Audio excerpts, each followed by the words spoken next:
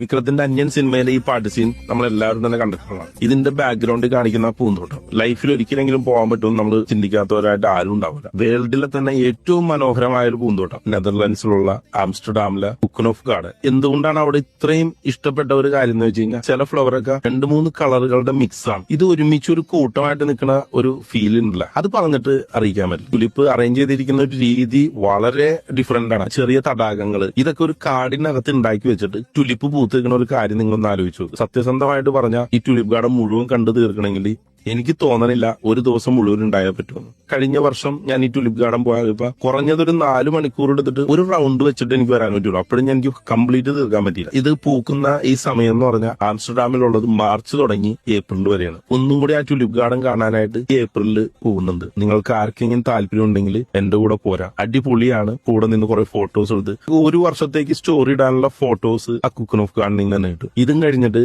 ആംസ്റ്റർഡാമിൽ തന്നെയുള്ള കനാൽ ക്രൂയിസും കണ്ട് എനിക്ക് ബിയർ വിഷയത്തിൽ ഫാക്ടറി വിസിറ്റ് നടത്തി ആംസ്റ്റർഡാം മൊത്തം ഒന്ന് അടിച്ചു പൊളിച്ച് നമുക്ക് യൂറോപ്പിന്റെ യാത്ര പിന്നെ തുടരാം.